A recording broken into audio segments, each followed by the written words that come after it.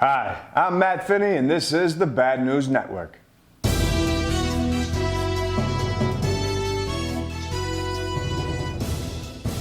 This week, Nick's away, so I'm forcing everybody to do the news with me.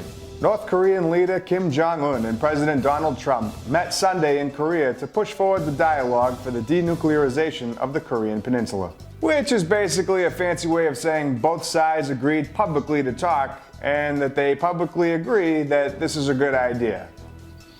Again. Trump did just become the first sitting president to set foot in North Korea, so he's got that going for him.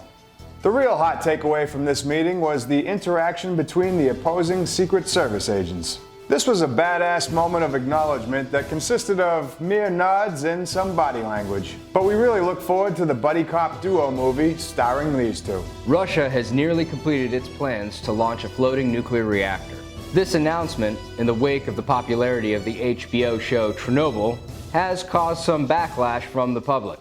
They are literally moving a floating nuclear power plant some 4,000 miles into the Russian wilderness.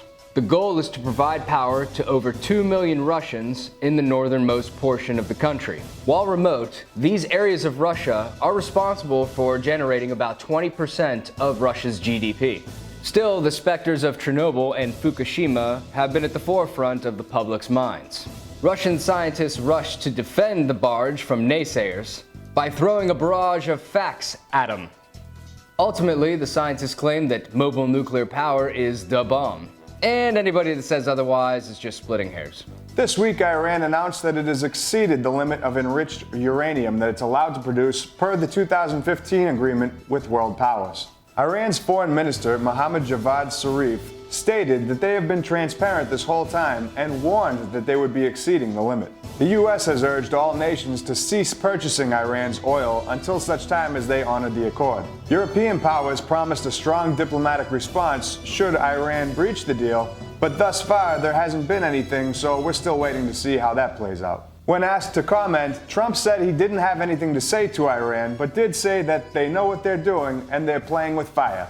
Or more specifically, enriched uranium. Well, this is something I never wanted to think about. A new study suggests that the fecal matter of elite athletes could provide the key ingredient to improving physical performance.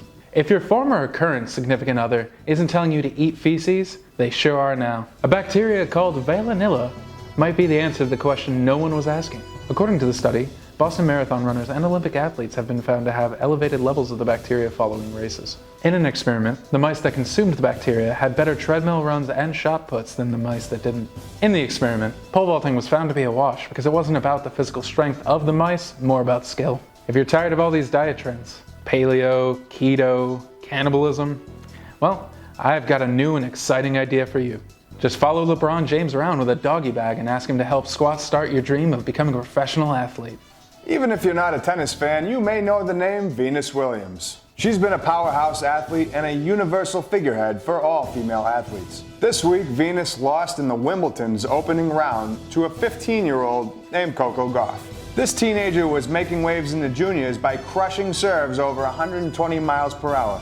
This kind of heat was only replicated by two other adult female athletes, Venus Williams and Serena Williams. The breakout star was elated after her first win in the Wimbledon and cited Venus as her inspiration. The sports world is falling in love with this class act, and they will quickly be going cuckoo for Coco Gauff. Keto diets may be imposed on certain military units if a proposal by U.S. SOCOM gains momentum. This will especially affect Navy SEALs and other underwater dive mission specialists. They would be the first targeted by these proposed measures to regulate service member diets. Lisa Sanders, the Director of Science and Technology at U.S. SOCOM, presented the study that recommends the change. The keto diet is essentially a high-fat, low-carb diet. According to Sanders, ketosis actually affects how your body handles oxygen deprivation. She states that because of this, divers can stay at depths underwater for a longer period of time. This would be a controversial change from an ethical and legal standpoint. Does the U.S. military have the authority to monitor service member diets 24/7? Is the keto diet a one-size-fits-all nutrition plan? Are tacos, pizzas, and beer included in the keto diet? One thing is for certain, egg omelets are still the worst MREs. Ernest Andrus, a 95-year-old World War II Navy corpsman veteran, is running across the freaking country.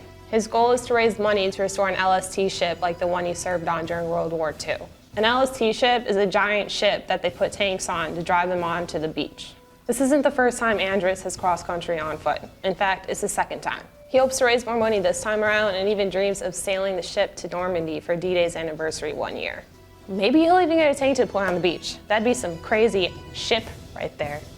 I can't believe I'm saying this, but Colin Kaepernick is back stirring up controversy with Nike this week. Nike was set to release a shoe with the Betsy Ross flag on it. Kaepernick whined that it was a symbol of slavery. Nike decided to cancel said shoe release. So here we are again. I'm not even going to bother with the arguments from both sides. This is more than likely another publicity stunt from Nike that has and will cause further frenzy from the headline-centric public. This social justice hero is actually just raking in millions from his endorsement with Nike, which is still just a blip on Nike's financial radar.